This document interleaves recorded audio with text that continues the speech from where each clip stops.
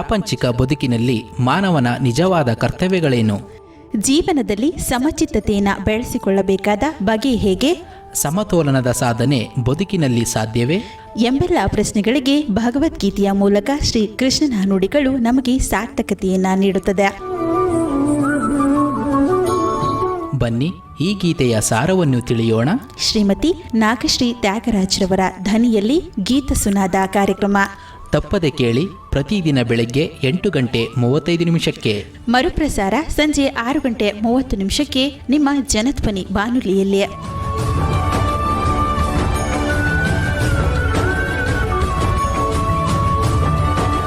ಓಂ ಶ್ರೀಕೃಷ್ಣ ಪರಬ್ರಹ್ಮಣೇ ನಮಃ.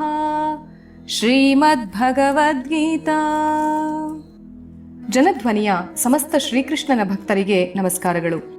ಗೀತಾ ಸುನಾದದ ಇಂದಿನ ಕಾರ್ಯಕ್ರಮದಲ್ಲಿ ನಾವು ಭಗವದ್ಗೀತೆಯ 6ನೆಯ ಅಧ್ಯಾಯವಾಗಿರುವ ಆತ್ಮ ಸಂಯಮ ಯೋಗ ಅಥವಾ ಧ್ಯಾನ ಯೋಗದ 30ನೆಯ ಶ್ಲೋಕದ ಬಗ್ಗೆ ತಿಳಿದುಕೊಳ್ಳೋಣ.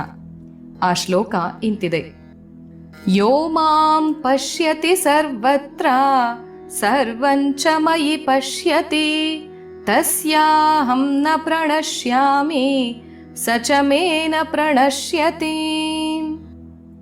ಯಾರು ನನ್ನನ್ನು ಎಲ್ಲ ಕಡೆಯಲ್ಲಿಯೂ ನೋಡುವನೋ ಮತ್ತು ಎಲ್ಲವನ್ನೂ ನನ್ನಲ್ಲಿಯೇ ನೋಡುವನೋ ಅವನಿಗೆ ನಾನು ಕಾಣದೇ ಹೋಗುವುದಿಲ್ಲ ಮತ್ತು ಅವನು ನನಗೆ ಕಾಣದೆ ಹೋಗುವುದಿಲ್ಲ ಎಂಬ ಅದ್ಭುತವಾದ ಅಂಶವನ್ನ ಇಲ್ಲಿ ಕೃಷ್ಣ ತಿಳಿಸ್ತಾ ಇದ್ದಾನೆ.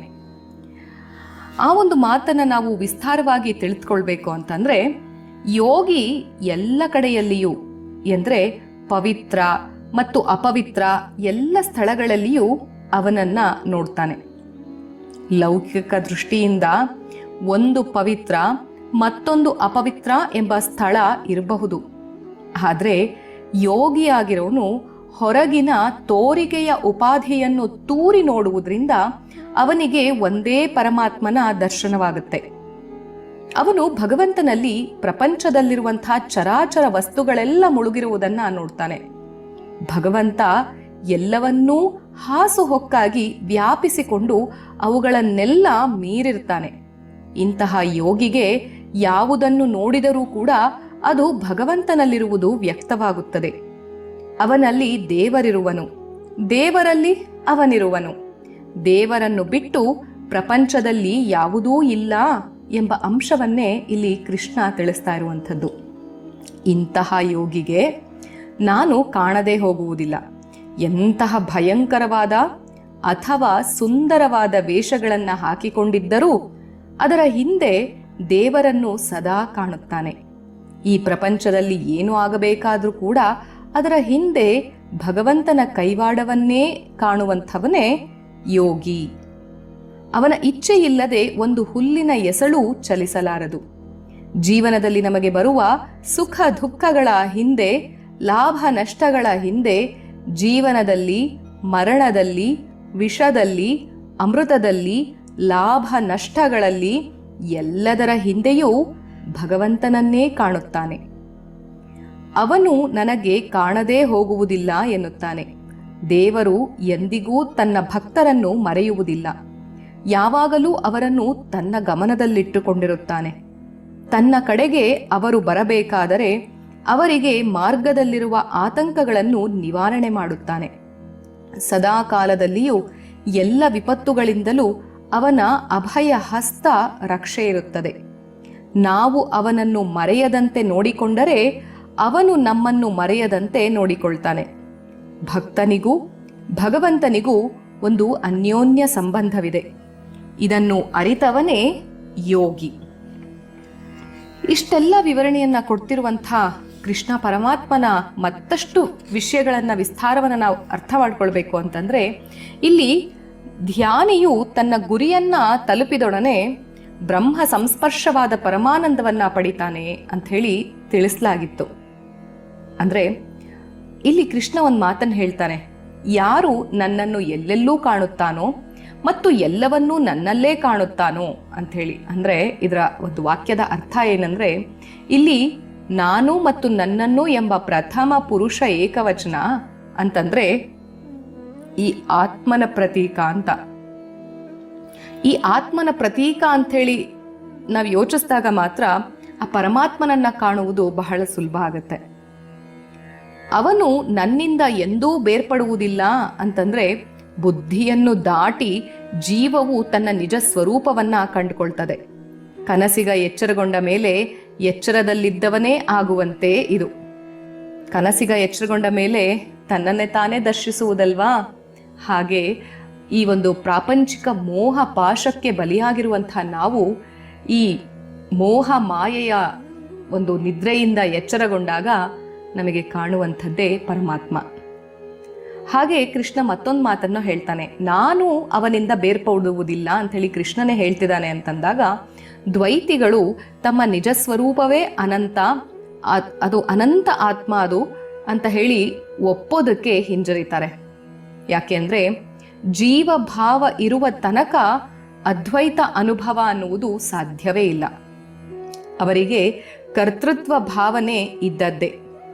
ಮಾನವನು ಸಾರಭೂತವಾಗಿ ಪರಮಾತ್ಮನೇ ಎಂಬುದನ್ನ ಇನ್ನೂ ಹೆಚ್ಚಿನ ಶಬ್ದಗಳಲ್ಲಿ ಹೇಳುವುದಕ್ಕಾಗುವುದಿಲ್ಲ. ಧ್ಯಾನಿಯು ಅನಾತ್ಮನಿಂದ ಅಸಂಗನಾಗುವ ಪ್ರಯತ್ನವನ್ನ ಸಂಪೂರ್ಣಗೊಳಿಸಿದರೆ ಸಾಕು, ಅವನೇ ಅನಂತ ಸತ್ಯವಾಗುತ್ತಾನೆ. ಅದನ್ನ ಭಗವಂತ ಸ್ಪಷ್ಟವಾಗಿ ಹೇಳ್ತಾ ಇದ್ದಾನೆ. ಇದು ಕೆಲವರಿಗೆ ವಿಚಿತ್ರವಾಗಿ ಕಾಣಬಹುದು, ಆದರೂ ಇದು ಸತ್ಯವೇ.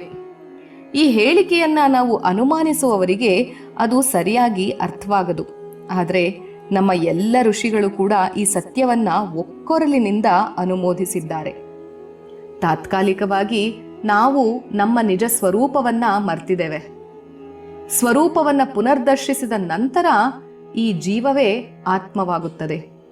ಆಮೇಲೆ ತಾನು ಬೇರೆ ಆತ್ಮ ಬೇರೆ ಎಂಬ ವ್ಯತ್ಯಾಸವನ್ನೇ ಕಾಣೋದಿಲ್ಲ. ಕನಸಿಗ ಎಚ್ಚರಗೊಂಡಂತೆ ಅಲ್ಲಿ ಇಬ್ಬರಿಲ್ಲ. ಅದೇ ರೀತಿ ಯೋಗಿಯೂ ಕೂಡ ಆತ್ಮನನ್ನು ದರ್ಶನ ಮಾಡಿಕೊಂಡಾಗ ಅವನು ತನ್ನ ಜೀವ ಭಾವವನ್ನು ಬಿಡುವುದರಿಂದ ಪರಮಾತ್ಮನೇ ಆಗುತ್ತಾನೆ. ತನಗೂ ಅವನಿಗೂ ಯಾವುದೇ ಭೇದವಿಲ್ಲ ಎಂಬುದನ್ನು ಕಂಡುಕೊಳ್ತಾನೆ. ಹಾಗೆಯೇ ತನ್ನ ಸ್ವರೂಪವನ್ನ ಮರೆತಂತೆ ಇರುವಂತಹ ದೇವನೇ ಮಾನವ. ಇದನ್ನು ನಾವು ಅರ್ಥ ಮಾಡಿಕೊಂಡ್ರೆ ಮಾನವನು ತಾನು ಪರಮಾತ್ಮನಲ್ಲದೆ ಬೇರೆಯಲ್ಲ ಎಂಬುದನ್ನ ಸುಲಭವಾಗಿ ತಿಳಿತಾನೆ. ಭಿಕ್ಷುಕ ವೇಷಧಾರಿ ನಿಜವಾಗಿ ಭಿಕ್ಷುಕನಲ್ಲ. ತಾನು ನಟಿಸುತ್ತಿರುವಂತಹ ಪಾತ್ರವನ್ನು ಕಳಚಿಕೊಂಡ ಮೇಲೆ ಅವನು ಭಿಕ್ಷುಕನಲ್ಲ. ಅವನು ಏನು ಆಗಿದ್ದನೋ ಅದೇ ವ್ಯಕ್ತಿ ಆಗಿರುತ್ತಾನೆ. ವಾಸ್ತವವಾಗಿ ಅವನು ಪಾತ್ರ ವಹಿಸುತ್ತಿದ್ದಾಗಲೂ ಅವನು ಭಿಕ್ಷುಕನಾಗಿರಲಿಲ್ಲ. ವೇದಾಂತದ ಈ ಗಂಭೀರ ಘೋಷಣೆಯನ್ನ ಅರ್ಥ ಮಾಡಿಕೊಳ್ಳುವುದು ಕಷ್ಟವಲ್ಲ. ಕೆಲವರಿಗೆ ಇದು ಅರ್ಥ ಆಗದೇ ಇರಬಹುದು. ಆದರೆ ಆತ್ಮಸ್ವರೂಪರಾಗಿ ಆನಂದದಿಂದ ಬದುಕುವ ಭಾಗ್ಯ ನಾವು ಕಂಡುಕೊಳ್ಬೇಕಾಗಿದೆ. ಹಾಗಾಗಿ ಈ ಶ್ಲೋಕದಲ್ಲಿರುವ ಕೃಷ್ಣನ ದಿಟ್ಟ ಹೇಳಿಕೆಯನ್ನ ನಾವು ಯಾವ ಅನುಮಾನವೂ ಕೂಡ ಇಲ್ಲದಂತೆ ಅನುಮೋದಿಸುತ್ತೆ ನಮ್ಮ ಎಲ್ಲ ಉಪನಿಷತ್ತುಗಳು. ಈ ಒಂದು ಮಾತಿಗೆ ಮುದ್ದುರಾಮ ಏನ್ ಹೇಳ್ತಿದ್ದಾನೆ ಗಮನಿಸೋಣ ಬನ್ನಿ. ಇರಲಿ ಜೊಟ್ಟಿಗೆ ಮೊಲ್ಲೆ ಹೊಟ್ಟೆ ತುಂಬಿರುವಾಗ, ಇರಲಿ ಜೊಟ್ಟಿಗೆ ಮೊಲ್ಲೆ ಹೊಟ್ಟೆ ತುಂಬಿರುವಾಗ, ಅತಿ ನಯದ ಬರಿ ಮಾತು ಉದರ ತುಂಬಿಸದು, ಪರಿಗಣಿಸಿ ಸಾಧ್ಯತೆಯ ಮಣೆ ಹಾಕು ಆದ್ಯತೆಗೆ, ಪರಿಗಣಿಸಿ ಸಾಧ್ಯತೆಯ ಮಣೆ ಹಾಕು ಆದ್ಯತೆಗೆ, ಕೊಡು ತೂಕ ಹಿತಮಿತದಿ ಮುದ್ದು ರಾಮ, ಕೊಡು ತೂಕ ಹಿತಮಿತದಿ ಮುದ್ದು ರಾಮ. ಹಾಗಾಗಿ ಹೊಟ್ಟೆ ತುಂಬಿರುವಾಗ ಜುಟ್ಟಿಗೆ ಮೊಲ್ಲೆಯನ್ನು ಮುಡ್ಕೊಳ್ಳೋಣ. ಆದರೆ ಅತಿ ನಯವಾಗಿರುವಂಥ ಬರಿಯ ಮಾತು ಹೊಟ್ಟೆಯನ್ನು ತುಂಬಿಸೋದಿಲ್ಲ. ಸಾಧ್ಯತೆಯನ್ನು ಪರಿಗಣಿಸಿ ನಾವು ಮಣೆ ಹಾಕಬೇಕು ಆದ್ಯತೆಗೆ. ಕೊಡು ತೂಕ ಹಿತಮತದಿ ಅಂದರೆ ನಾವು ಯಾವುದೇ ಒಂದು ವಸ್ತುವಿಗೆ ಮೌಲ್ಯವನ್ನು ಕೊಡಬೇಕು ಅಂದಾಗ ಹಿತಮಿತವಾಗಿ ಅದನ್ನು ಕೊಡೋಣ ಅಂತ ಹೇಳ್ತಾ ಮುದ್ದುರಾಮನು ಕೂಡ ನಮ್ಮ ಬದುಕಿನ ದಾರಿಯಲ್ಲಿ ಒಂದು ಆದರ್ಶವನ್ನ ಕೊಡ್ತಾ ಇದ್ದಾನೆ. ಅಂತೆ ಕೃಷ್ಣನ ಮಾತು ಸದಾ ಇದಕ್ಕೆ ಪೂರಕ. ಅತ್ತ ಕಡೆ ನಮ್ಮ ಚಿತ್ತ ಹರಿಯಲಿ. ಸರ್ವಂ ಶ್ರೀ ಕೃಷ್ಣಾರ್ಪಣಮಸ್ತು. ಶ್ರೀ ಗುರುಭ್ಯೋ ನಮಃ. ಹರಿ ಓಂ.